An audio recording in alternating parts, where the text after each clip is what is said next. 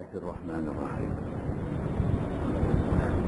السلام عليكم ورحمة الله وبركاته. الحمد لله وبه نستعين.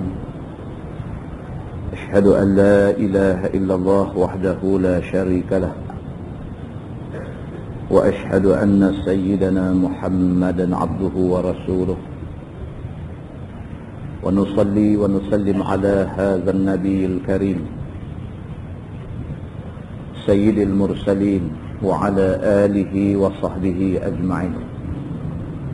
أما بعد، أيها المؤمنون اتقوا الله، أوصيكم وإياي بتقوى الله، فقد فاز المتقون. Muslimin dan muslimat, mudah-mudahan dirahmati Allah Subhanahu wa taala. Di dalam sebuah hadis riwayat daripada Aisyah radhiyallahu anha, anna Rasulullah sallallahu alaihi wasallam qala, "Idza na'asa ahadukum wa huwa yusalli falyarqud حتى يذهب عنه النوم فإن أحدكم إذا صلى وهو ناعس لا يدري لعله يذهب يستغفر فيسب نفسه أو كما قال متفق عليه." Aisyah radhiyallahu anha berkata, Nabi sallallahu alaihi wasallam bersabda, sabda Nabi, apabila seseorang daripada kamu mengantuk sedangkan dia sembahyang, falyarqud, maka hendaklah dia pergi tidur, hatta yazhaba anhu an-naum, sehinggalah mengantuknya hilang. Fa inna ahadakum idza shalla wa huwa na'is, maka sesungguhnya seseorang daripada kamu kalau sekiranya dia mengantuk dan dia juga bersembahyang, la yadri la'allahu yadhhabu yastaghfir fayasubba nafsah, maka dia mungkin pada mulanya nak minta ampun pada Tuhan, tiba-tiba dia telah mencaci dan memaki dirinya sendiri. Hadis itu hadis sahih muttafaqun alaih. Muslimin dan muslimat yang dirahmati Allah sekalian, daripada hadis ini dapat kita faham bahawa Allah Subhanahu wa taala suruh kita buat ibadat. Tapi Allah Subhanahu wa taala mau kita buat ibadat dalam keadaan kita bersemangat untuk nak buat ibadat. Dan Allah Subhanahu wa taala tak mau kita gagah buat ibadat sedangkan kita tak ada semangat. Orang yang mengantuk nak gagah juga sembahyang, maka sembahyang dia tak ke mana. Maka Nabi SAW kata, kalau sekiranya seseorang tu nak sembahyang, pastikan dia dalam keadaan bersemangat untuk nak sembahyang, tidak dalam keadaan gagah-gagah untuk nak sembahyang. Sembahyang yang dimaksudkan di sini ialah sembahyang sunat. Di dalam sebuah hadis lain, riwayat daripada Anas radhiyallahu anhu, kata dia, dakhala Nabi sallallahu alaihi wasallam al-masjid fa iza hablun mamdudun baina as-sariyatayn faqala an-nabi sallallahu alaihi wasallam, ma hadha al-habl? qalu hadha hablun li Zainab فإذا فترت تعلقت به. فقال النبي صلى الله عليه وسلم حلوه ليصلي أحدكم نشاطه فإذا فتر فليرقد أو كما قال متفق عليه. Anas bin Malik radhiyallahu anhu berkata, pada satu hari Nabi SAW masuk dalam masjid. Nabi mendapati ada satu tali yang terikat pada 2 batang tiang. Satu hari Nabi masuk masjid, ada tali ikat daripada satu tiang ke satu tiang, ada tali duk regang macam tu. Faqala Nabi sallallahu alaihi wasallam, Nabi kata, ma hadzal hab. Nabi kata, ni tali apa ni? Nabi masuk masjid, ada 2 tiang, antara tiang tu ada tali duk regang. Nabi kata, ni tali apa ni? Qalu, jawab sahabat, hadza hablun li Zainab. Sahabat kata, ni tali ni Zainab yang pasang. Fa idza fatarat ta'allaqat bih. Sahabat kata, Zainab ni dia nak semayang sunat. Bila dia ni penat sangat, tak larat sangat, tali tu dia akan gunakan untuk tempat dia nak bergantung, nak bangkit berdiri waktu semayang. Tak larat sangat nak semayang juga. So bila nak bangkit, dia akan bergantung paut di tali tu, tarik badan dia nak berdiri kerana nak semayang juga walaupun penat. Faqala Nabi sallallahu alaihi wasallam, Nabi kata, hulluhu. Nabi kata, rongkai buang tali ni. Kata Nabi, liyusalli ahadukum nasyatah. Nabi kata, hendaklah seseorang itu kalau nak semayang, biar dalam keadaan bersemangat. Fa idza fatara falyarqud. Nabi kata, kalau letih, pergi tidur, duduk gagah. Hadis itu hadis sahih, muttafaqun alaih. Sepakat ulama mengatakan itu hadis sahih. Muslimin dan muslimat yang dirahmati Allah sekalian, kita baca hadis ni sempena bulan puasa nak main ni. Bulan puasa ni bulan ibadat. Siang kita beribadat kepada Allah dengan melakukan ibadat puasa. Malam kita bercadang untuk nak buat sembahyang sunat tarawih. Dan lepas tu kita bercadang, malam nak bangkit makan sok, kita nak bangkit, kita nak buat sikit lagi. Kita nak buat sembahyang tahajud kurang-kurang 2 rakaat, sembahyang sunat hajat kurang-kurang 2 rakaat. Kemudian kita buat witir, kemudian baru kita nak tidur balik kalau sekiranya masa masih panjang. Garis panduan untuk nak buat ibadat dalam bulan puasa ni, Nabi SAW dah bagi tahu. Nabi kata ibadat disuruh oleh Allah Subhanahu Wa Taala, Nabi sendiri kuat beribadat. Tapi Nabi SAW pesan supaya dalam nak buat ibadat sunat ni jangan sampai digagah-gagahkan sedangkan badan tidak mampu. Di dalam hadis riwayat daripada Aisyah radhiyallahu anha, kata dia, anna Nabi sallallahu alaihi wasallam dakhala 'alaiha wa 'indaha imra'ah. Qala Nabi sallallahu alaihi wasallam, man hadhihi? Qalat hadhihi fulana tadhkuru min salatiha. Qala Nabi sallallahu alaihi wasallam, ma 'alaikum bima tutiqun. Wallahi la yamallu Allahu hatta tamallu wa kana ahabbu ad-din ilaih ma dawama sahibuhu alaih, atau kama qala muttafaqun alaih. Aisyah radhiyallahu anha menceritakan, kata dia satu hari Nabi sallallahu alaihi wasallam balik rumah Aisyah. Bila Nabi masuk, kebetulan pada masa tu ada satu perempuan mai ziarah Aisyah ni. Nabi masuk, Nabi kata, man hazihi? Nabi kata, ni perempuan ni siapa? Jawab Aisyah, hazihi fulanah. Dia kata, dia ni satu orang perempuan, si Fulan bin si Fulan. Dia cerita kat Nabi, siapa perempuan ni? Tazkuru min salatiha. Aisyah pun cerita tentang perempuan ni. Perempuan ni mai duk cerita dekat Aisyah tentang semayang dia. Perempuan ni yang mai rumah Aisyah ni, dia mai nak cerita dia ni semayang cukup rajin, cukup kuat semayang, sampai tak larat pun bangkit semayang lagi. Aisyah radhiyallahu anha bila dengar cerita perempuan ni, dia cerita balik ke Nabi sallallahu alaihi wasallam. Aisyah kata perempuan ni adalah si Fulanah binti Fulan dan sebagainya. Dia mai rumah ni, dia duk cerita dia ni kuat semayang, dia kuat buat ibadat, dia ni segala-galanya dia buat cukup-cukup, dia buat sungguh-sungguh. Tengah Aisyah duk cerita, Nabi kata, mah. Nabi kata, sudah lah. Nabi kata,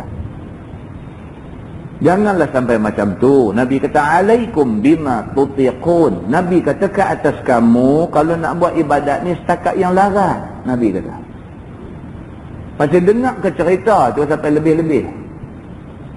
Maka Nabi SAW kata, mah ni maksudnya cukuplah, sudahlah, jangan sampai macam-macam tu. Alaikum bima tutiqun. Nabi kata ke atas kamu, kalau nak buat ibadat ni biar setakat yang larat aja. Fa wallahi, Nabi kata demi Allah, la yamallullahu hatta tamallu. Nabi kata demi Allah, Tuhan dia kalau dia nak bagi pahala, dia tak jemu nak bagi banyak mana pun. Yang takutnya kamu jemu buat ibadat. Punya buat ibadat ni macam mana tak mau buat dah esok ni, nak habis hari ni juga. Nabi kata jangan sampai macam tu. Takut-takut pulun hari ni dengan malam esok aja, lepas tu tak buat langsung. Nabi kata la yamallullah hatta tamallu. Kamu buat banyak mana pun Allah boleh bagi pahala, tak ada masalah bagi Allah. Tapi takut kamu gelut sangat, lepas ni kamu jemu nak buat ibadat. Kata Nabi, wa kana ahabbuddin ilaihi, dan adalah agama yang paling disukai oleh Allah Subhanahu wa taala, ma dawama sahibuhu alaih, iaitu amalan yang sikit tetapi sentiasa dibuat oleh manusia. Hak tu Tuhan juga. Buat tak banyak mana, tapi hari-hari dia buat benda tu. Dia tak gelut sangat, tapi daripada umur berapa dulu sampai lah ni, sebelum tidur sembahyang witir dia mesti buat.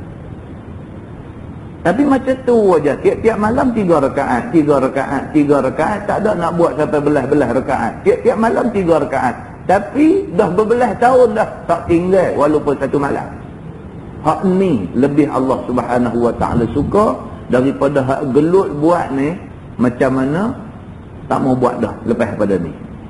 Punya duk gelut buat tu macam tak mau buat dah esok, nak buat hari ni, bagi siap semua sekali. Selang seminggu berhenti terus, tak buat apa dah. Allah tidak suka orang yang macam ni.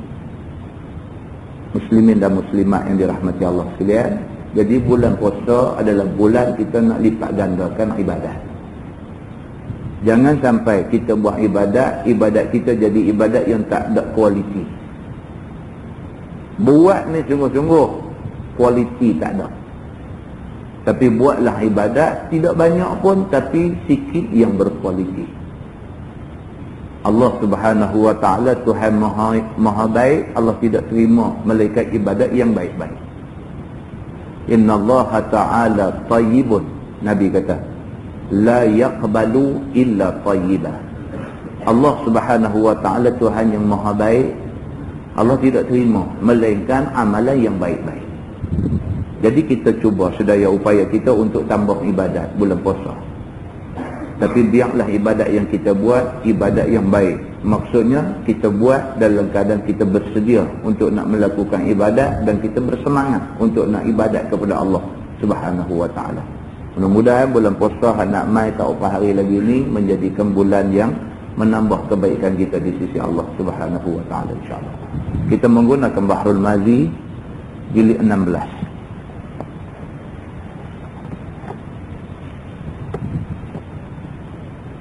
Bahrul Mazi jilid 16, muka surat 199. Muka surat 199. Satu bab baru, kata dia bab ma jaa fil mukhatalati dunya bid-din, iaitu bab yang datang pada menyatakan hadis yang menerangkan menipu daya dunia dengan agama. Malam ni kita nak tengok satu tajuk, nak cerita kata berlaku perkara-perkara al-mukhatalah ad-dunya bid-din, tipu daya dunia dengan agama. Agama yang ada ke dia tu menipu dia kerana dia nak dunia daripada agama dia. Kita tengok macam mana dia nak kupas benda ni. Ketahuilah saudaraku, adalah dunia ini, yakni mata benda dalam dunia dan kesedapan itu adalah fitnah besar ke atas manusia. Itu dia abang dulu. Dunia ni Nabi SAW kata kelihatannya khadirah, kelihatannya hijau, segar dan menarik hati. Dunia ni apa? Duit ringgit, pangkat, anak-anak, ni semua dunia. Yang semua orang nak benda ni. Semua orang nak duit ringgit, semua orang nak kalau boleh pangkat naik lagi tinggi, semua orang nak kalau boleh ada anak, dan nak kalau boleh anak-anak yang ada ke dia, anak-anak yang berjaya. Maka ini adalah ciri-ciri dunia.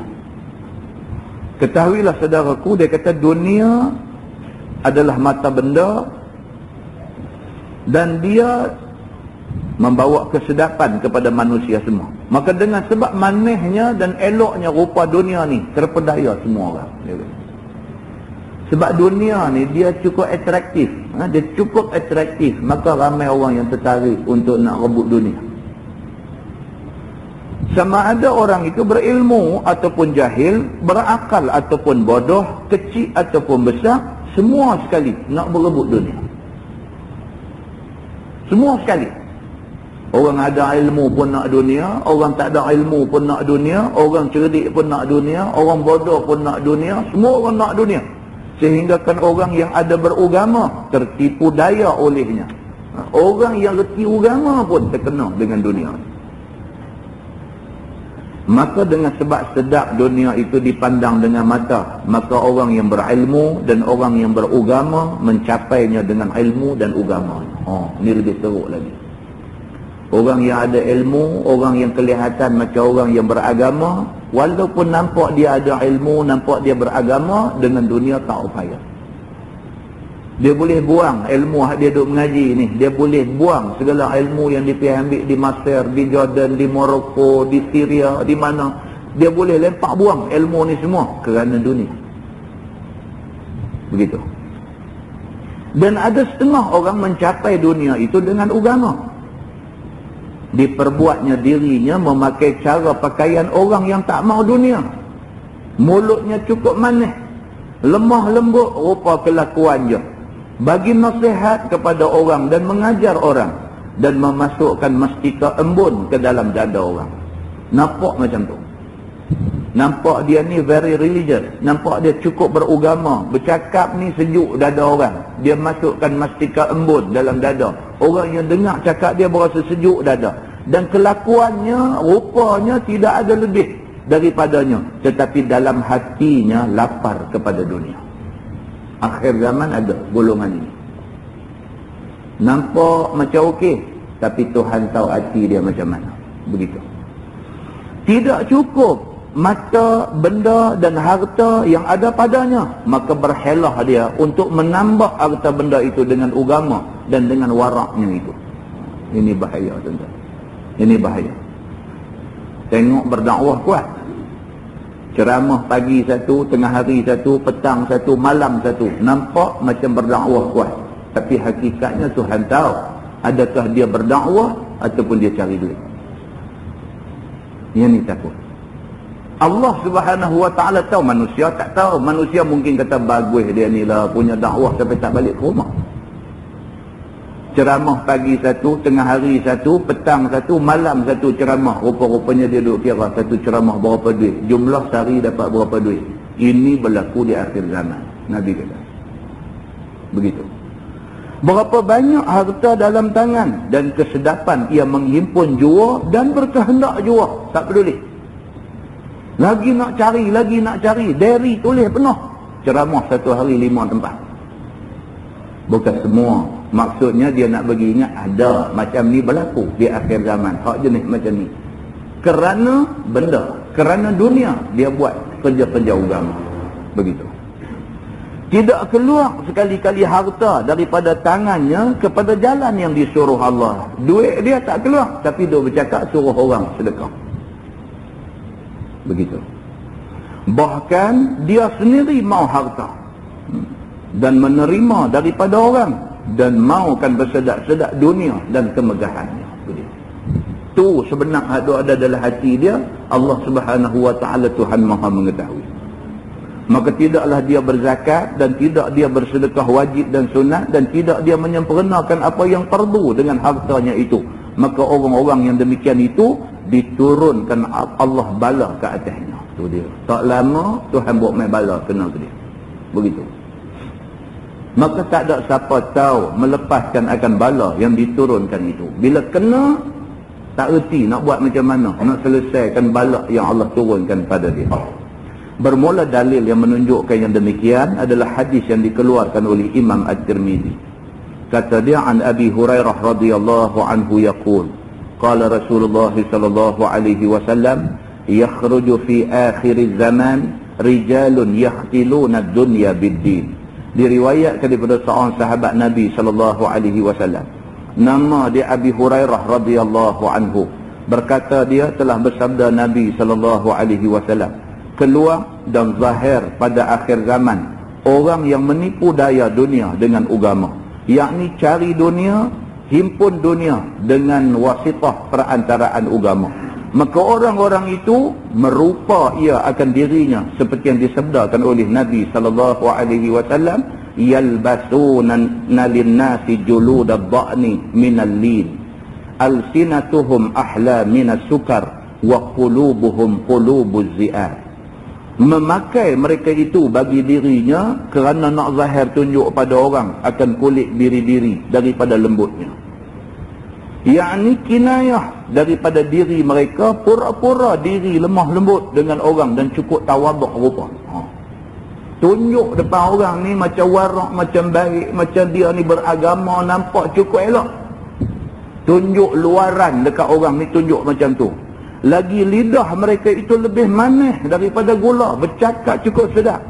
Kinayah daripada mulut dia, pandai dia bercakap dan bersyarah akan hukum dan agama, dan pandai bagi nasihat dan ambil hati orang. Dan hati mereka itu sendiri semacam hati serigala. Nabi bagi amaran menjelang akhir zaman wujud orang-orang yang macam ni. Dia ambil kesempatan atas ilmu agama yang ada kat dia, dia ambil kesempatan daripada orang ramai yang ada. Begitu. Yakni dalam hati dia sehabis-habis hasad dan sehabis-habis lapar. Dalam hati ni penuh dengan dengki, nak musnahkan orang dan sebagainya. Tiada dinampaknya orang berharta, melainkan geram hati dia berkehendaknya. Dan tiada nampak jalan dapat harta, melainkan mau ia menghimpun dan mengambilnya. Dengan menzahirkan diri dia beragama, dengan berupa kuat taat dan manis mulut, dan pakaiannya macam pakaian wali-wali, cukup dengan tawaduk dan menghina diri. Tunjuk susah, tunjuk depan orang miskin, susah, pakai pun macam orang tak ada duit dan sebagainya. Hakikatnya duk himpun duit punya banyak. Tujuan nak tarik perhatian orang, suruh orang simpati, kesian, orang bagi sedekah kat dia dan sebagainya. Dengan itu dia boleh menghimpun harta dunia dengan sebanyak-banyaknya. Sambung hadis itu dia kata, yaqulullahu azza wa jalla, abi yaghtari'un am alayya yajtari'un fabi halaftu la ab'athanna ala ulaika minhum fitnah tad'ul halima minhum hayran. Maksudnya berfirman Allah Subhanahu wa taala, Tuhan Maha Tinggi lagi Maha Mulia, adakah dengan agama aku menipu daya mereka itu akan dunia? Tuhan tanya kepada orang-orang ni, orang-orang yang guna agama untuk kepentingan diri. Tuhan tanya dia, abi yaghtari'un, adakah dengan mengguna agama aku, dengan menggunakan agama aku, kamu nak tipu orang? Diperbuat rupa taat dan takut pada aku? Tidak sekali-kali mereka demikian itu. Tunjuk ke orang macam warak, macam baik, macam beragama, tapi sebenarnya hati tak macam tu. Allah mengetahui tentang benda ni. Bahkan buat berani dan tidak sopan mereka itu atasku. Sedangkan orang yang macam ni adalah orang yang tak ada sopan dengan Allah Subhanahu wa taala. Maka dengan namaku dan kebesaranku, aku bersumpah, demi aku akan bangkitkan ke atas orang-orang yang macam tu akan fitnah yang dibiarkannya dan dijadikannya orang yang berakal dan orang yang pintar-pintar dan cukup pandai daripada mereka itu tidak tahu melepaskannya dengan sebab tercengang-cengang, tidak tahu buat apa. Tuhan bersumpah, Tuhan kata, demi Allah, orang yang tak jujur ni satu hari aku tunjuk, aku buat turun bala kat dia. Dia pandai macam mana pun dia tak boleh lepas daripada bala tu. Muslimin dan muslimat yang dirahmati Allah sekalian, dengan agama tidak boleh main-main. Kita main-main dengan agama, tak cepat, lambat sikit Tuhan tunjuk akibat daripada kita buat main-main dengan agama. Hidup buat cakap pandai dengan agama, sedangkan hati perut kita tak suka pada agama, lambat laun Tuhan tunjuk. Hidup guna ayat Quran, duk guna hadis, hidup baca depan orang, nak tunjuk kata kita ni kononnya nak perjuang sangat agama, sedangkan hati kita kalau tak betul, Tuhan tahu.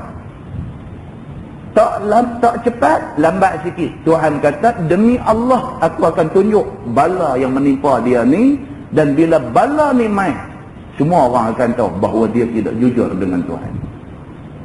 Kata At-Tirmizi, ini hadis hasan lagi gharib. Tuan kena ingat benda ni. Saya lebih-lebih lagi kena ingat benda ni. Sebab benda agama ni, benda yang kita duk cakap hari-hari. Tuan-tuan pun kena ingat-ingat benda ni. Agama bukan benda yang kita boleh guna untuk dijadikan stepping stone. Agama bukan benda yang boleh kita gunakan sebagai batu loncatan untuk nak buat harta kekayaan. Nak kaya, pergi cari cara lain. Pergi kerja, pergi buat menyaga, pergi apa, pergi cara nak kaya. Bukan cara agama. Bukan menggunakan ayat Quran dan hadis Nabi untuk nak jadi kaya. Tajuk baru dia kata bab ma jaa fi hifzil lisan. Iaitu bab yang datang pada menyatakan hadis yang membicarakan memelihara lidah. Ini pula dia nak beritahu kat kita sebagai orang Islam, lebih-lebih lagi sebagai manusia, kena jaga lidah kita, jangan hidup guna ikut suka nafsu kita mau macam mana kita buat, tak boleh. Ketahuilah saudaraku, lidah boleh dikatakan dia macam senjata tajam. Lidah ni dia kata macam senjata. Bahkan dia lebih tajam daripada senjata. Lidah ni boleh bunuh manusia, begitu. Maka apabila digunakan dia, nescaya memberi bekas dia. Lidah ni kalau kita guna, dia ada bekas kat orang. Orang tu sakit hati kerana kita kata kat dia, orang tu sakit hati sampai mati, dia duk simpan sakit hati kat kita. Bekas, kesan daripada lidah kita, dia boleh jadi sampai macam tu dekat orang yang kena. Sebagaimana memberi bekas akan senjata, kerana tiap-tiap senjata bila dipakai akan dia, seperti pedang diparangkan, seperti senapang ditembakkan, seperti busar dipanahkan, nescaya melukai ia. Begitu juga mulut, apabila dilepaskan dia mencakap, mencela dan menyumpah, berkata-kata dan meleter-leter yang tiada faedah, nescaya memberi bekas ia ke dalam hati orang. Macam mana pistol kita tembak, orang tu lekat parut kat dia, walaupun dia tak mati, bekas parut kena peluru pistol tu sampai mati, parut tu dah ada. Demikian halnya dengan lidah, kita kata ke orang, kita pergi kata dekat orang, kita maki hamun dia, kita fitnah dia, kita cerca dia, kita caci maki dia dan sebagainya. Kita hak kata ni, kita ingat kata habis itulah, angin puput hilang. Tapi orang yang kena kata, benda tu duk berbekas dalam hati dia, dia tak lupa kita sampai mati. Tuan-tuan, ini sebab agama suruh jaga lidah kita. Dengan kerana ni agama pesan lidah kena jaga. Kata ke orang sedap, orang yang kena cakap kita tu macam mana dia menanggung sakit dia, macam mana dendam yang ada dalam hati dia terhadap kita ni. Maka Islam tak suka mencetuskan suasana tidak baik yang macam tu. Nak elak daripada jadi benda macam ni, awal-awal jaga lidah kita. So duk kata sedap-sedap mulut dekat siapa-siapa, begitu. Dan boleh menjadi kepada fitnah, bahkan boleh berbunuh-bunuh dengan sebab lidah. Lidah ni boleh jadi fitnah dekat satu orang. Kita pergi sebar cerita tak betul tentang satu orang, semua orang dengar, semua orang dah pandang serong dekat orang yang kita fitnah tu. Akibat daripada cakap kita tu, musnah hidup kawan tu. Kita orang yang mula-mula buat terbit benda tu, kita menanggung dosa dia. Demikian halnya, dia kata kerana pergi bercakap ni, akhirnya boleh jadi bunuh-membunuh.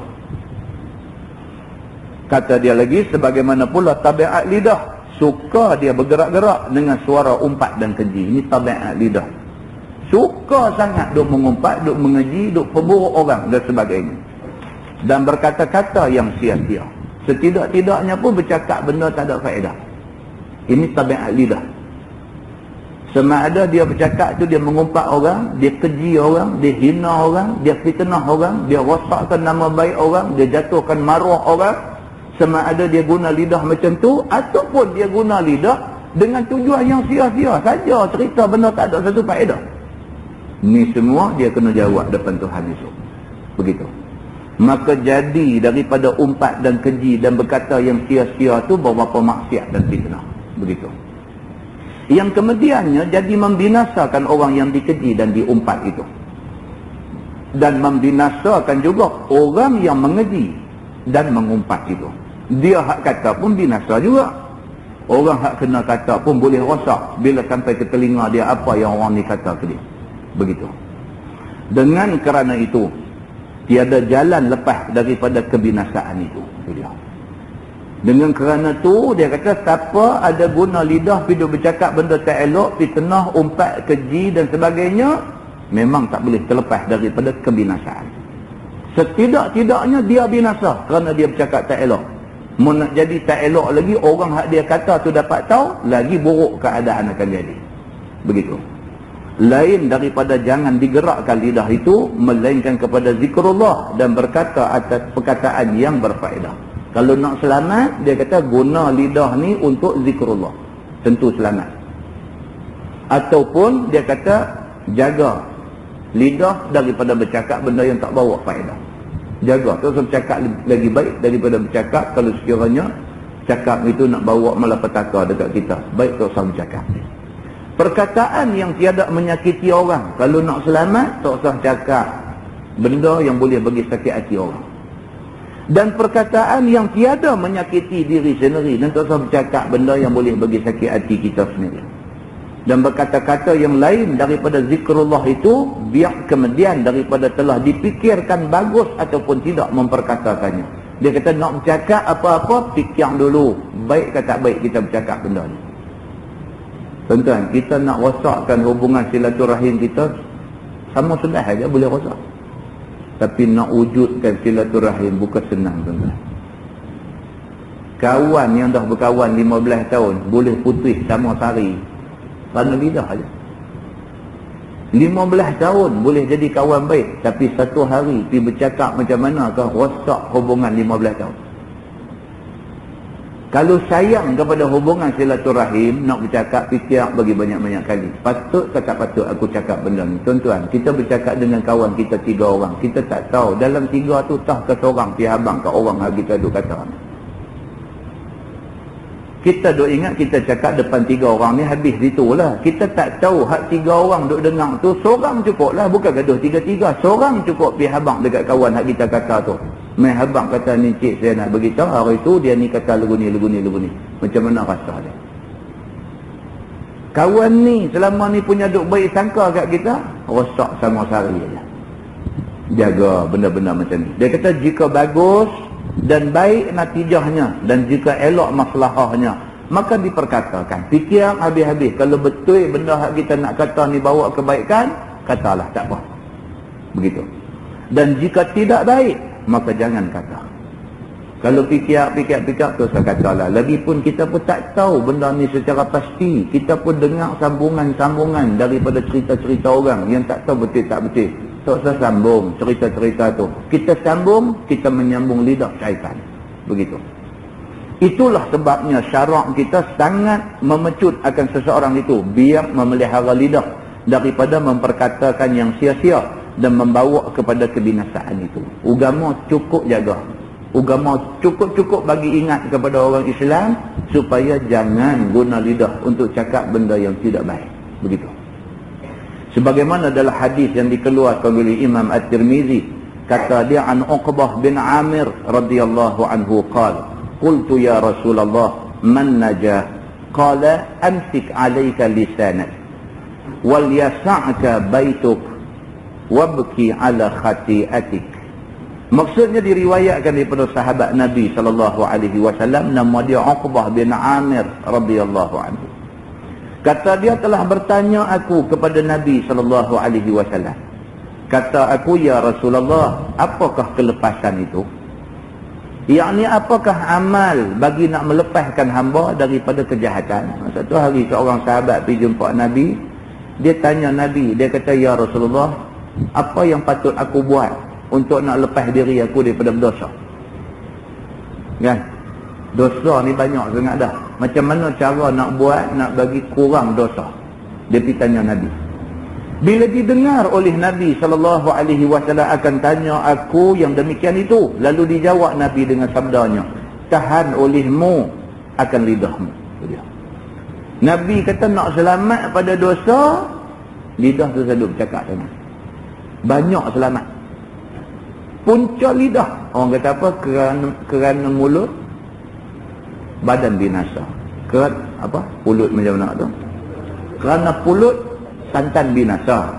Kerana mulut, badan binasa. Ya. Bukan kerana pulut, badan binasa. Pulut. Kerana mulut, badan binasa. Kita pergi bercakap. Dengan kerana cakap kita tu, saja aja kita terima faedah dia. Saja aja pergi kena.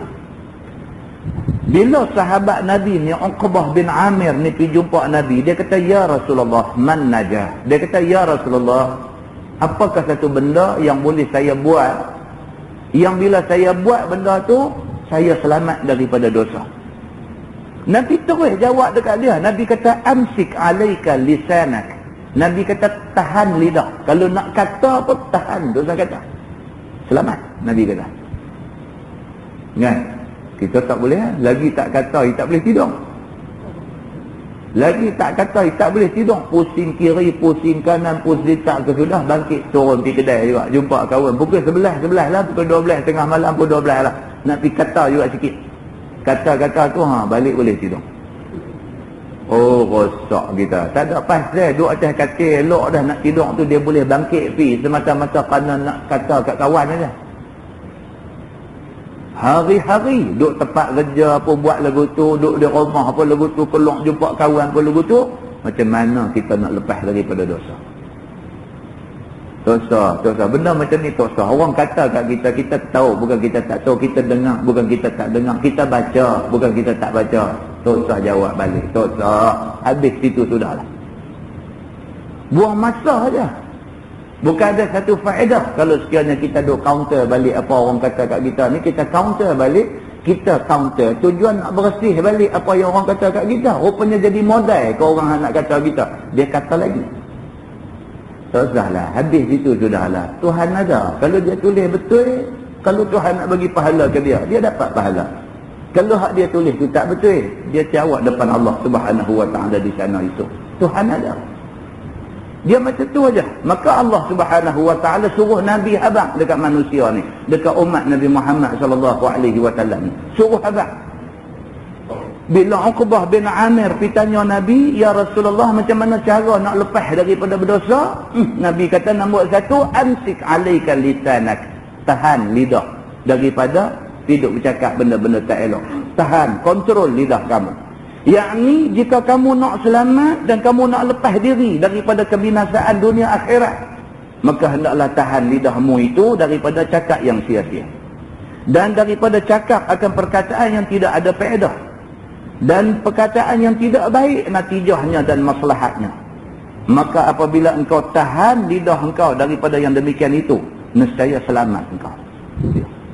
Nabi kata boleh kontrol lidah, selamat cukup banyak. Cukup banyak. Tuan-tuan, orang hak dalam masyarakat kita ni, hak jenis tengah tak bercakap banyak, ada orang sakit hati ke dia? Orang kata pula, oh dia ni baguslah keramat hidup. Orang kata pula lagu tu, dia ni bagus keramat hidup. Tak ada kot nak dengar dia bercakap kata tak elok ke orang, tak ada. Sangat bagus. Bila dia mati pula, apa pula komen orang yang mai tengok mayat dia di rumah ni? Orang yang mai ziarah mayat di rumah ni, orang kata apa? Mereka kata muka jernih lah. Muka tu muka orang tak ada dosa, orang kata. Cantik. Tapi kalau kita hari-hari orang kenal kita dengan duk tembak orang, semua keliling kita semua tak betul. Mak kita tak betul, ayah kita tak betul, adik-beradik kita tak betul, jiran sebelah rumah kita tak betul, semua tak betul. Masalahnya orang tengok kita, orang nampak kita tak betul. Hak ni lagi masalah. Orang duk tengok kita ni, orang duk tengok kita tak betul juga dia ni pun. Susah kita kalau macam tu. Banyak benda kita nak kena jawab di depan Allah Subhanahu wa taala. Nabi SAW dia tarik orang. Dia tidak mengecam orang. Nabi SAW dia tarik orang. Dia pi rumah-rumah musuh ni, Nabi pi. Nabi tidak isytihar permusuhan. Nabi isytihar kawan. Nabi pi rumah mereka. Berapa kali dah tuan-tuan kita duk cerita hadis yang kata Nabi lalu ke bawah rumah dia, dia lempak perut unta atas belakang Nabi. Nabi lalu esok dia lempak sampah atas belakang Nabi. Nabi lalu dia jurus ayam atas belakang Nabi. Nabi lalu lagi. Nabi tak lari, tak pergi cari jalan lain. Nabi lalu kot tu juga. Nak tengok upah hari dia nak buat ke Nabi ni. Tak buat dah. Seminggu Nabi naik pergi cari dia ni. Cari dia tengah sakit. Nabi buat apa? Nabi buat makan, pisuak masuk dalam mulut dia. Musuh tak larat nak lawan kalau sekiranya kita pergi buat baik dekat dia macam tu. Musuh tak larat lawan macam ni. Dia kata kita pergi buat khianat kat dia. Apa dia bagus? Nabi SAW ni banyak musuh jadi segan dengan dia. Nabi SAW ni musuh segan ke dia. Musuh kenal. Yang kata Nabi ni lagu mana? Ya'rifunahu kama ya'rifuna abna'ahum. Mereka kenal Nabi seperti mana mereka kenal anak-anak mereka sendiri. Bahkan mereka lebih kenal Nabi daripada anak mereka sendiri. Nabi orang baik. Maka tidak heran bila Nabi balik daripada Madinah, balik ke Mekah pada hari pembukaan kota Mekah. Nabi masuk tu dalam tempoh masa berapa hari aja, sekian ramai musuh nombor 1 Nabi masuk Islam di depan Nabi. Pasal apa? Pasal selama ni mereka bohong diri sendiri. Mereka hati mereka tahu Nabi baik. Tapi kerana kepentingan-kepentingan yang tertentu, mereka lawan Nabi. Bila mai satu hari, tak boleh lawan dah. Mereka terpaksa mengaku, kata Nabi orang baik. Mai melutut depan Nabi, masuk Islam di depan Nabi SAW. Ni akhlak, tuan-tuan. Yang ni yang kata akhlak yang ditunjuk oleh Nabi SAW. Baik, dan lagi pula dia kata hendaklah melapangkan engkau oleh rumah engkau. Ini yang kedua.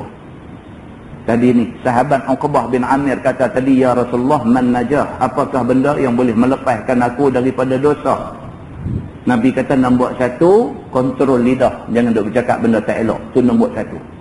Nombor 2, yang boleh melepaskan kamu daripada dosa, Nabi kata yang kedua ialah melapangkan engkau oleh rumah engkau. Rumah buat bagi lapang dan selesa. Rumah ni orang Islam, Nabi suruh supaya buat rumah, bagi rumah tu lapang, bagi rumah tu selesa duduk. Tuan-tuan kalau tengok dalam hadis lain ada banyak lagi.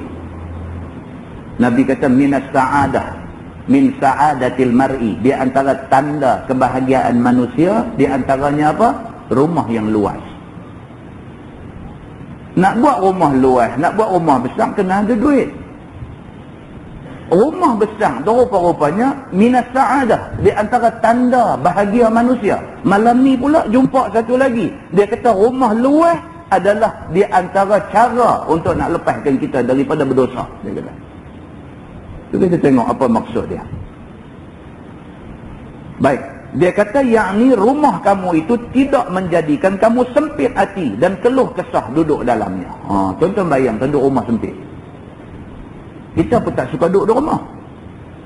Saya pergi taklimat jenayah buat di USM beberapa tahun lepas. Masa tu CPO Penang ni Datuk Hamid nama dia. Ketua Polis Negeri Pulau Pinang, Datuk Hamid. Dia sendiri yang bagi ceramah tentang jenayah di Pulau Pinang. Dia kata pernah polis buat operasi dekat Sunshine Square tu. Buat operasi, dia kata. Pukul 3 pagi. Pergi pegang budak-budak duduk melepak kat depan Sunshine Square tu. Pergi pegang budak-budak ni. Pegang, tanya dia, rumah di mana? Dia tunjuk rumah dia. Tunjuk rumah pelik kawasan tu, tu rumah dia. Dah rumah situ pasal apa? Tak balik rumah. Ni pukul 3 duduk tunggu depan ni buat apa? Apa budak-budak ni jawab dekat orang yang tanya ni? Dia kata nak balik buat apa? Saya nak duduk di mana? Dia kata. Satu bilik mak dengan ayah duduk. Satu bilik lagi dia kata kakak dia duduk. Saya nak duduk di mana? Dia kata ruang tamu, situlah televisyen, situlah kerusi set, di situlah meja makan, semua tentu, dia kata. Saya nak duduk di mana? Dia tanya balik orang hak mai pegang dia tanya. Dia kata, saya nak duduk di mana? Kalau saya balik di rumah, saya tak ada tempat tidur. Dia kata. Tuan-tuan nampak? Rupa-rupanya, salah satu punca budak-budak ni tidur melunggut situ, salah satu punca. Dia ada banyak punca lain lah. Salah satu punca ni, kerana dia tak boleh duduk di rumah dia. Rumah dia terlampau sempit. Betul rupa-rupanya yang agama kata min sa'adatil mar'i, di antara tanda bahagia manusia tu rumah luas. Betul rupa-rupanya agama kata, Nabi kata di antara cara nak lepas daripada dosa ada rumah yang luas. Tuan-tuan, kajian membuktikan di antara faktor penyumbang besar kepada berlaku sumbang mahram apa dia? Rumah sempit. Rumah sempit, rumah dua bilik. Dia ni kena tidur sebilik dengan kak dia. Terjaga pukul 3 pagi nak pergi pancong. Pergi pancong buang air, balik tengok kak duk tidur dengan kain terselak dan sebagainya, merangsang dia. Dia budak muda. Sekali, 2 kali, 10 kali dia dirangsang macam tu, akhirnya jadi benda tak elok. Pusing pi, pusing mai, patah balik pi mai, dia balik mai hak agama kata juga. Rupa-rupanya di antara tanda bahagia hidup, di antara cara nak lepas daripada dosa, ada rumah yang lapang. Maka tidak salah kalau sekiranya kita ni cari duit lebih sikit perbesar rumah, buat bagi rumah lapang. Agama suruh bagi ada rumah yang lapang. Begitu. Baik, dia kata maka menjadikan rumah itu tidak menyempitkan hati dan keluh kesah, maka iaitulah daripadamu. Dia kata dia. Buat bagi rumah tu lega, kita pun berasa lega. Kita kerja, tuan-tuan, kita kerja daripada pagi sampai petang baru kita habis kerja. Habis kerja balik ke rumah. Bila balik ke rumah ni kita nak rehat. Kita kerja daripada pagi sampai petang, pukul 5:30, 6 baru sampai di rumah. Sampai di rumah mandi bumbram, pakai baju main masjid. Sari-sari masa kita ni penuh dengan kerja. Tak dan. Sat lagi baru kita balik rumah 9:30. Sat lagi kita sampai di rumah, kita nak tengok rumah yang lega. Kita sampai kita duduk di bangku tu berasa penat, kita sari ni berasa lega dengan rumah yang lapang ni. Balik dengan rumah sempit, dengan serabut. Hidup kita adalah stres. Ada kaitan rupa-rupanya dengan apa yang agama kata. Begitu. Dengan orang yang tidak sayogia bercampur gaul dengannya. Seperti bercampur gaul dengan orang yang tak ada cakapnya pada jalan akhirat. Bahkan kepada jalan dunia sahaja. Dan orang yang tidak ada kelakuannya menaikkan hemah kamu kepada ibadah dan kepada taat. Maka apabila engkau jadikan oleh rumah kamu tidak sempit hatimu dan tidak keluh kesah, maka duduk di dalamnya. Bahkan sentiasalah kamu duduk di rumah dengan beribadah dan mengerjakan pendulungnya. Dan tidak bercampur gaul dengan orang-orang jahat. Nescaya selamat diri kamu. Itu dia. Tuan-tuan, kitab ni tulis tahun 1930-an. Lah ni tahun 2002.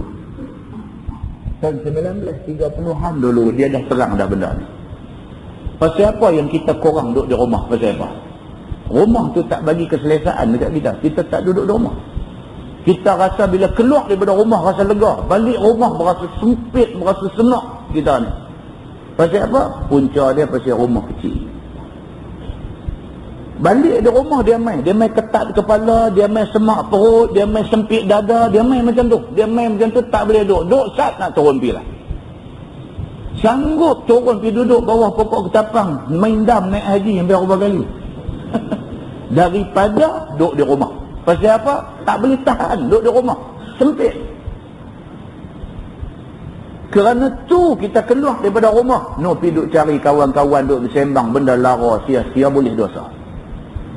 Cuba bayangkan kalau rumahnya selesa, lega, lapang, dia balik, dia duduk di rumah tu, dia berasa ketenangan dalam diri dia.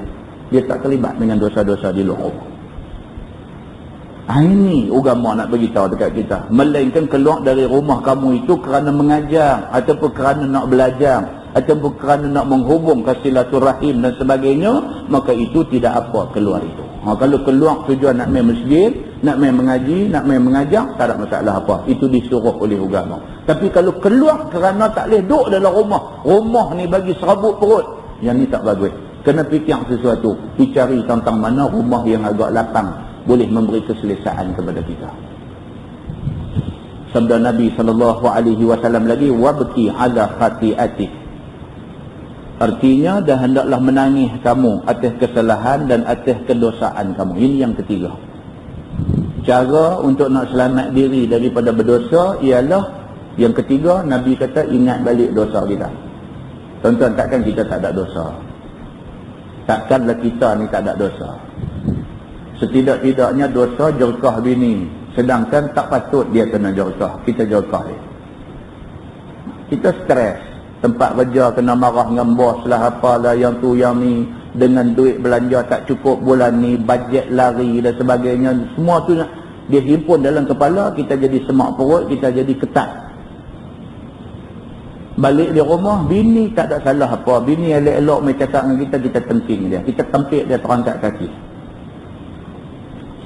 Lama-lama sekali ingat balik benda ni. Ingat balik benda ni, fikir balik, aku ni pun ingat balik dosa-dosa kita. Bila ingat, dia kata apa? Apabila ada kesalahan kamu dan berdosa kepada Allah dan makhluknya, maka hendaklah kamu tangis akan dosa kamu itu. Duk seorang-seorang teringat balik, bini kita punyalah baik, punyalah berkhidmat dekat kita, menikah dengan dia ni pun dah masuk 15 tahun, dah masuk 20 tahun dah menikah dengan dia, punyalah dia berkhidmat dekat kita. Tak patutlah kita tidur jauh-jauh dia macam tu. Menangis atas dosa kita ni. Menangis tu Tuhan suka. Kita menangis tu Tuhan suka. Dengan menangis depan orang lah, buruk rupa. Menangis ni bila mengenangkan dosa ni, duk seorang-seorang ni teringat balik dosa-dosa kita, menangis. Tuhan suka orang macam ni. Kita dah baca ada hadis lepas di masjid ni, sab'atun yuzillukumullahu fi zillih yauma la zilla illa zilluh. 7 golongan yang Allah bagi lindungan pada hari tak ada lindungan melainkan lindungan Allah. Di antara 7 tu yang last sekali apa dia kata? Rajulun zakarallaha khalian fakhabat ainahu. Yang ketujuh ialah satu orang laki-laki zakarallaha khalian. Dia teringat dekat Allah, teringat dosa dia, teringat dekat Allah, sedangkan dia duduk seorang diri di tempat sunyi. Fakhabat ainahu, maka mengalir air mata dia. Orang yang macam ni Tuhan suka. Sebagai bukti Tuhan suka, padang mahsyar itu, waktu orang semua kena panas terik, dia ni Tuhan bagi satu naungan, lindung dia daripada panas di padang mahsyar. Ni yang dia nak beritahu kita. Maka menangis kamu itu tentulah datang sebabnya daripada sesal akan perbuatan kamu yang memberi kamu berdosa. Menangis itu pasal apa? Pasal teringat dulu ni kita banyak dosa. Teringat ni dulu ni dosa. Setidak-tidak dosa kita habang dasar. Hidup jerkah anak bini tak pasal-pasal. Anak ni Allah kecil-kecil ni bukan tahu dosa, tak ada dosa pun, bukan tahu apa, main nak manja kat kita. Main dia pegang, pang ditabuh penampang kat dia. Hampir duduk jauh-jauh. Punca dia kita stres di tempat kerja. Kita stres, duit tak ada. Salah tu salah kita. Pasal apa? Anak yang menjadi mangsa, kita lepas marah ke dia. Anak kecil main nak pegang kaki, nak manja dengan kita, jerkah bagi backhand pula lagi. Backhand pula bagi pang kata kena. Satu macam dia jatuh teriak wah. Bini mai kata apa ni, kalau nak marah pun janganlah pergi buat budak tak salah dengan bini pula dia pergi, dia bagi sedih lagi. Duk saja-saja fikir balik dosa tu kan. Dosa tu. Dosa budak ni pun kalau dia tuntut depan Tuhan esok tak terlepas kita di padang mahsyar. Budak ni kalau dia tuntut, Tuhan layan terus tuntutan dia. Pasal apa? Pasal dia budak, tak ada dosa apa. Berjawab kita di depan Allah Subhanahu wa taala esok. Maka agama bagi ingat benda macam-macam ni dekat kita. Dia kata dan pada waktu menangis itu kamu taubat kepada Allah Subhanahu wa taala. Minta ampun akan dosa kamu, berlindung dengan dia daripada seksanya, dan datangkan apa syarat taubat yang bertali mali dengan makhluk yang kamu zalim kepada dia. Kita bertaubat dekat Tuhan satu.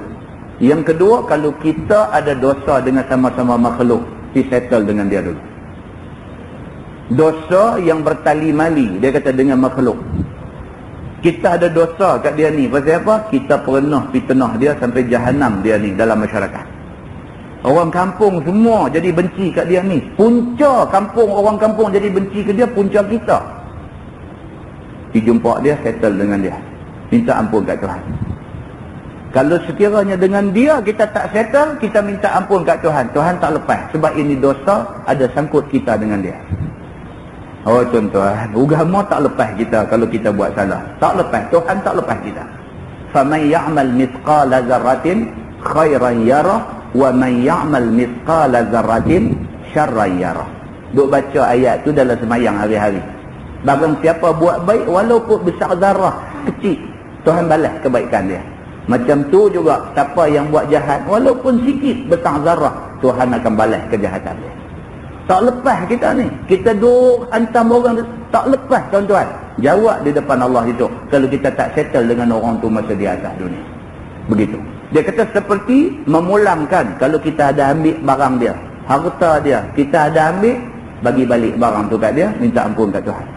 Begitu. Ataupun minta halal apa barang yang haknya dilakukan dengan salah itu dan sebagainya. Ataupun kita ada buat satu benda yang kita dimestikan pergi minta halal ke dia. Aku minta halal, minta ampun lah. Aku hari itu ada sekata tak elok kat hang sikit. Kata kat dia. Aku minta maaf banyak-banyak. Aku pun dengar orang cakap, aku pun cakap sama, aku tak tahu apa. Aku minta maaf banyak-banyak. Cakap elok-elok. Begitu. Maka apabila ada engkau perbuat dirimu yang demikian itu, nescaya selamat dirimu daripada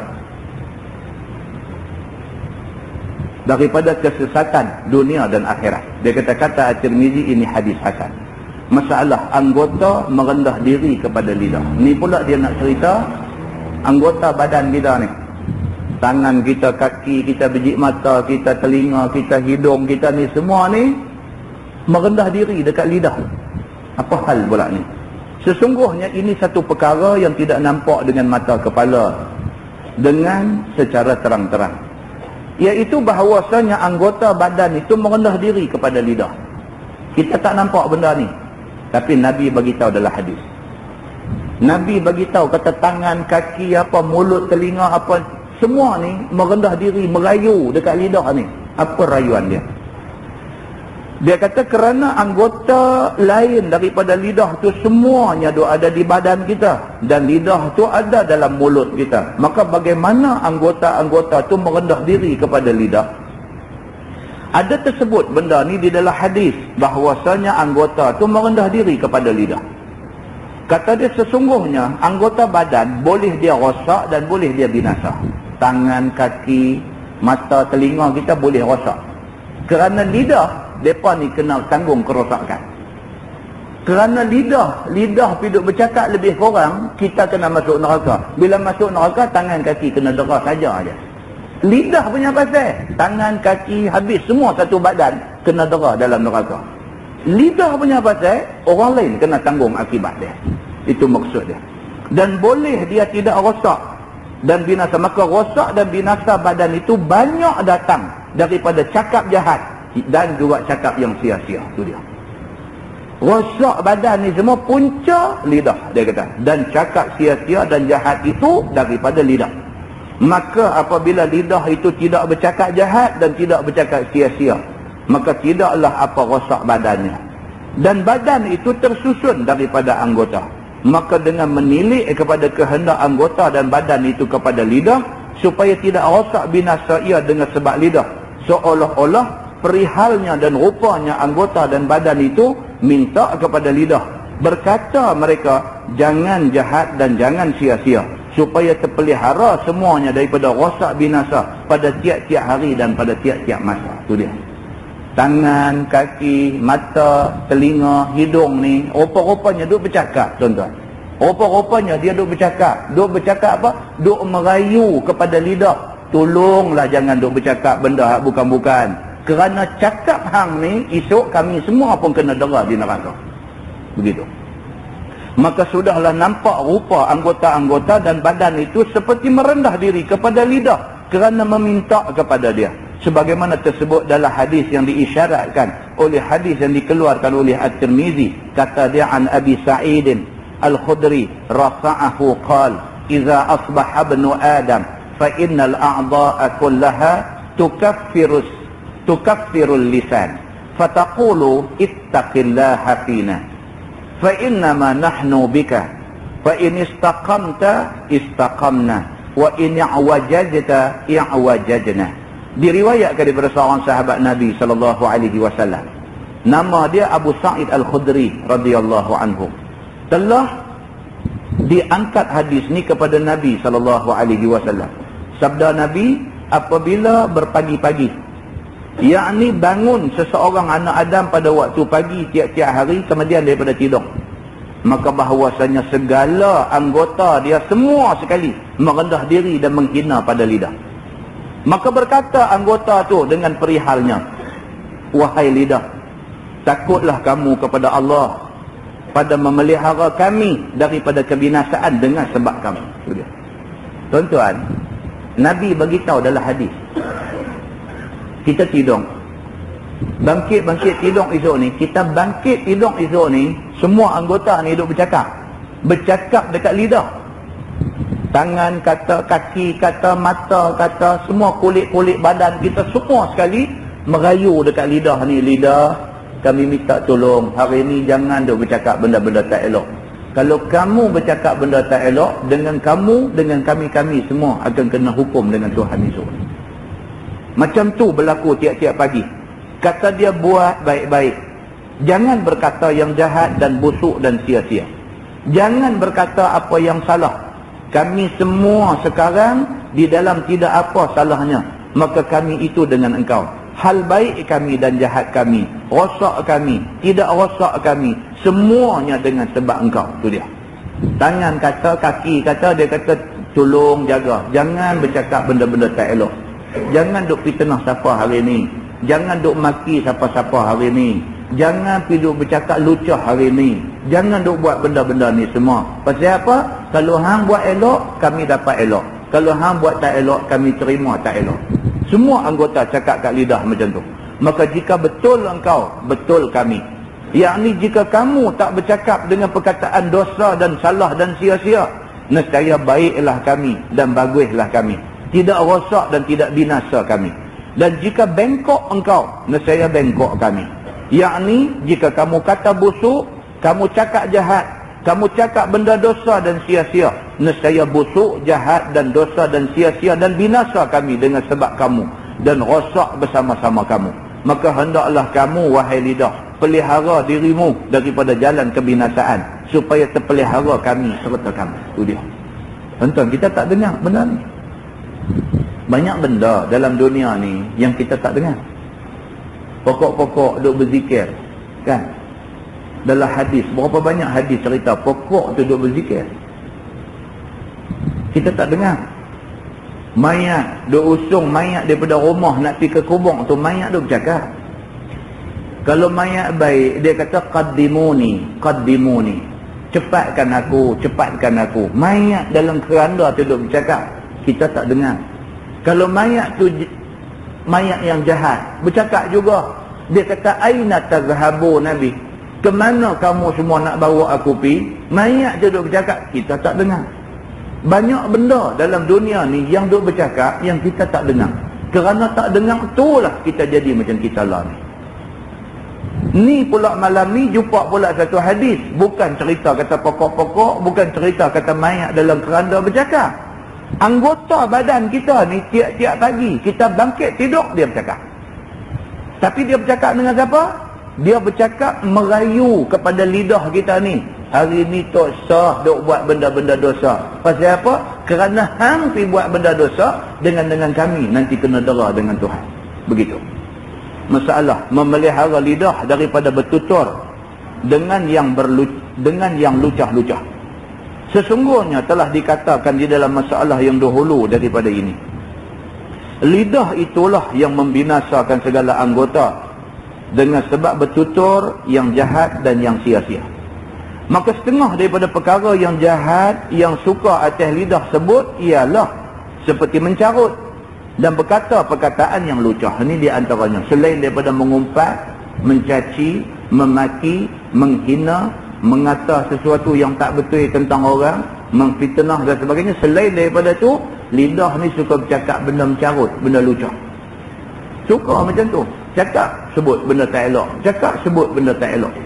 Begitu. Dan juga mengumpat dan menista orang dan mencela dan mencaci dan mengacung. Ini lidah. Suka cela orang, suka caci orang, suka perburuk orang, suka hina orang. Bahkan suka mengacung pula lagi. Pilih habang lagu tu, lagu ni dan sebagainya, nak bagi dalam masyarakat jadi bergaduh. Begitu. Maka semuanya itu pekerjaan yang jahat daripada lidah. Ni semua ni kerja jahat lidah dia buat. Dia kata. Yang jadi membinasa anggota-anggota dan badan yang empunya lidah busuk itu di dalam dunia dan di dalam negeri akhirat. Itu dia. Dengan kerana itu dipecut sangat oleh syarak kita suruh pelihara lidah daripada bertutur dengan segala yang lucah-lucah. Kerana perkataan lucah itu menjadi akan tabiat kebinatangan dan tabiat busuk. Dia kata. Orang yang mulut suka duk cakap benda lucah, ini orang tabiat dia cukup tak elok, cukup busuk. Dia kata. Tak elok macam tu. Mencarut dan mengumpat dan mencela dan mencaci dan membuat fitnah. Kerana yang demikian itu mencelakakan diri sendiri. Itu dia. Hidup buat lagu tu yang nak jadi rosak diri kita sendiri. Maka siapa mengaku memelihara lidah, nescaya dipelihara Allah akan dia daripada azab neraka. Itu dia. Siapa janji dia nak jaga lidah. Tuan-tuan, kita kalau tak maki orang rugi tak? Tak ada rugi apa? Kita maki orang, kita rugi. Tuan-tuan, kita dah sebut beberapa kali hadis cerita Nabi duduk sebelah Sayyidina Abu Bakar As-Siddiq. Duduk tak duduk, mai satu orang lelaki-lelaki, dia maki Sayyidina Abu Bakar. Depan-depan, dia maki Sayyidina Abu Bakar, Nabi duduk ada sebelah. Sayyidina Abu Bakar yang dia pergi maki itu, satu orang manusia yang Nabi SAW kata, manusia yang kalau sekiranya aku disuruh pilih untuk nak buat kekasih, lattakhaztu Abu Bakrin khalila. Aku tentu pilih Abu Bakar jadi kekasih aku. Manusia baik macam ni kena maki depan-depan. Nabi duduk ada sebelah. Dia ni main maki Sayyidina Abu Bakar.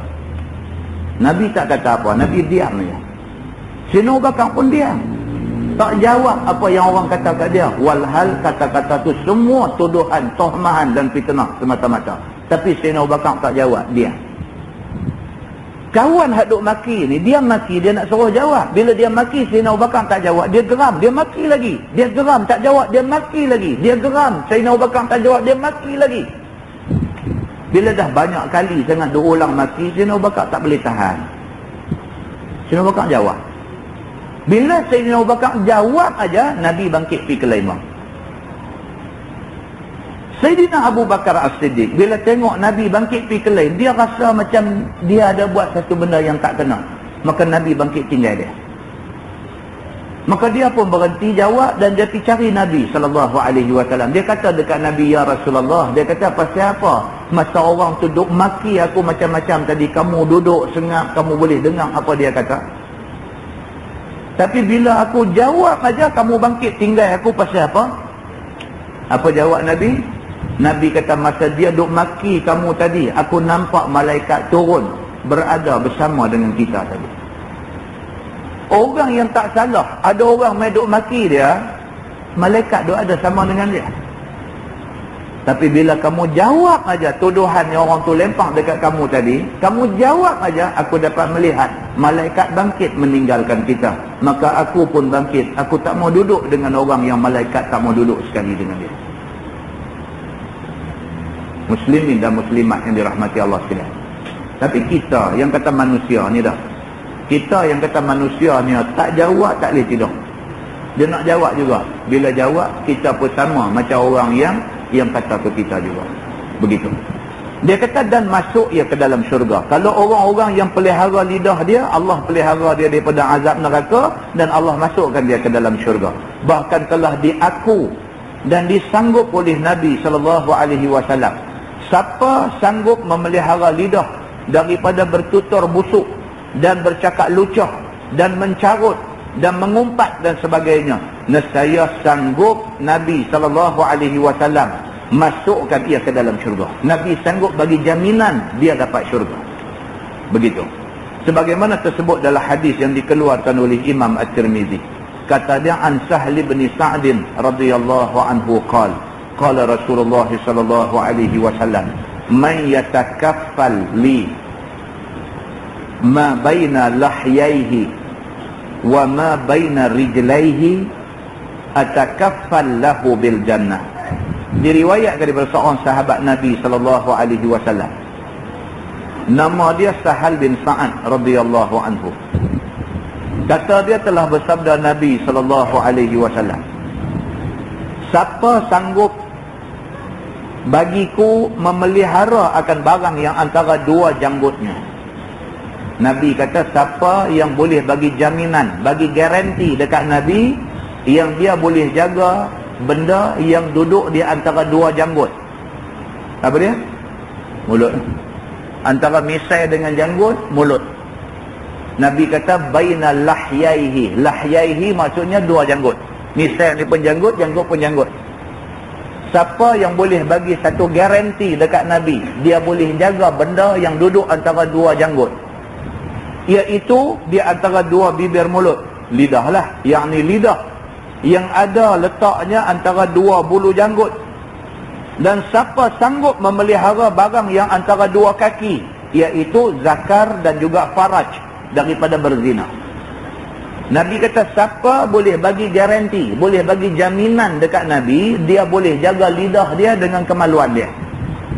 Maka siapa sanggup pelihara semua yang tersebut itu, aku mengaku, kata Nabi, membalas baginya dengan syurga.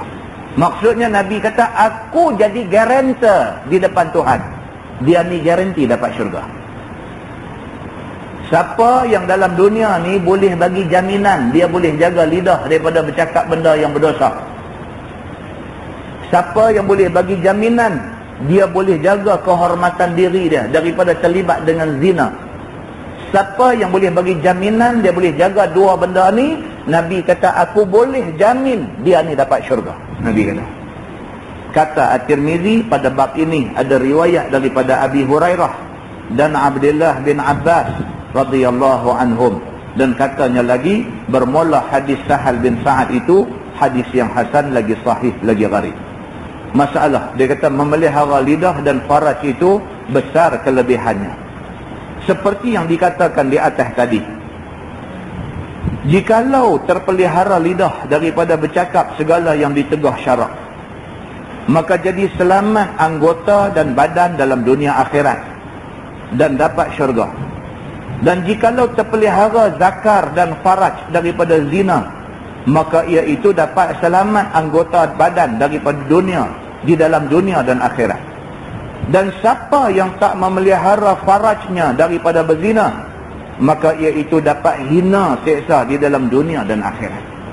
Bermula dalil yang menunjukkan yang demikian itu, yakni kebinasaan di dalam akhirat ke atas orang yang memelihara lidah dan faraj itu ialah, tidak akan binasa di dalam akhirat orang yang memelihara lidah dan faraj itu ialah hadis yang dikeluarkan oleh Imam At-Tirmizi.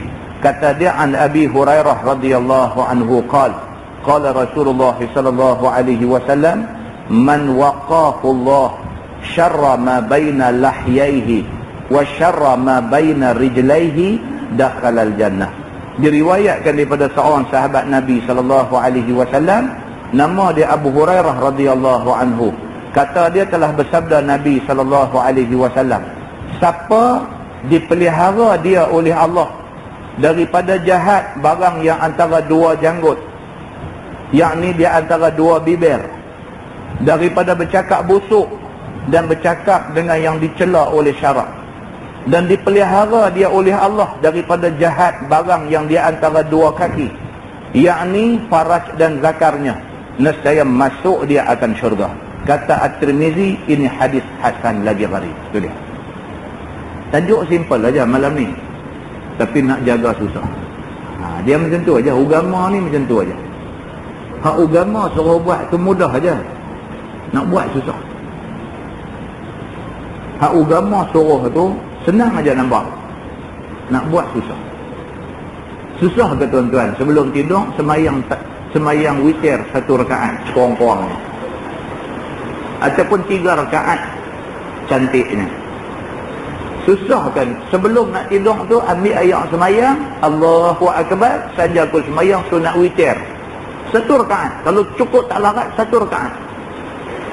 Kerana Allah Ta'ala. Allahu Akbar. Kan? Rokok yang tidak sujud, dua antara 2 sujud bangkit tahiyat akhir, Assalamualaikum warahmatullahi, Assalamualaikum warahmatullahi, habis. Tak susah nak buat tu, tak terbuat. Abu Hurairah radhiyallahu anhu, sahabat Nabi SAW pesan dekat dia. Nabi kata, aku nak pesan dekat kamu 2 benda, jangan tinggal sampai bila-bila. Nabi kata, apa dia? Sembahyang duha 2 rakaat, sembahyang witir sebelum tidur. Nabi kata yang tu aja. Nabi kata, wahai Abu Hurairah, aku nak pesan dekat hang 2 benda ni, jangan tak buat. Nabi kata, jangan tak buat, sampai mati kamu kena buat benda ni. Apa dia? Duha 2 rakaat. Sunat duha 2 rakaat sebelum tidur, witir. Simple saja Nabi punya pesan. Dekat Abu Hurairah dan beberapa sahabat lain, Nabi pesan yang tu. Abu Hurairah buat, kita tak buat. Kan? Bukan masalah tak tahu, tapi masalah dia tak kuat, nak buat tak kuat. Pasal apa? Bila semak-semak balik, kita banyak masalah, kita banyak buat dosa. Pasal itu hati kita dia jadi berat nak buat benda baik. Berat. Ni dah masuk Syaban dah. Rejab baru lepas. Dah masuk Syaban. Berapa hari dah kita puasa sunat? Kan? Ni, sedangkan ini bulan yang dituntut puasa sunat. Sabit daripada hadis yang sahih. Bukan nak suruh buat hari-hari. Isnin ke, Khamis ke, ambil lah. Seminggu ambil sehari pun tak apa dah. Ambil sehari. Ambil hari Khamis, puasa sunat. Tak buat. Bukan tak tahu, kata ini bulan dituntut banyak puasa sunat. Aisyah radhiyallahu anha sampai kata, Aisyah kata, tidak ada bulan yang Nabi lebih banyak puasa melainkan bulan Syaban.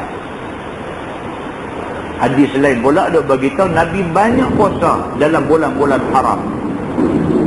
Zulqa'dah, Zulhijjah, Muharram, Rajab. Nabi banyak puasa dalam bulan-bulan haram ni. Kemudian mai satu hadis pula, dia kata tidak adalah satu bulan yang Nabi banyak puasa lebih daripada bulan Syaban. Tak terbuat tuan-tuan. Dia duk nak tunggu Ramadan juga baru nak puasa. Tu pun pasal tak boleh tak puasa. Kalau boleh berkira bagi tak payah puasa. Di situ kita muhasabah diri kita, kan? Yang kita duk kata kita baik dah ni. Yang kita duk kata yang tak baik ni orang. Kita ni baik dah. Kita muhasabah diri kita di situ, kita tahu kita baik ke tak baik sebenarnya. Kita tahu. Kan? Kita duk kata orang tak baik ni banyak sangat dah. Kita baik ke? Itu persoalannya. Kita tu baik ke? Kita muhasabah diri kita, jawapan kita dapat. Secara jujur kita dapat jawapan, baik ke tak baik kita. Jadi kalau dah kita muhasabah, kita dapati banyak benda lagi yang kita tak buat. Cuba tengok. Mati tak tahu bila.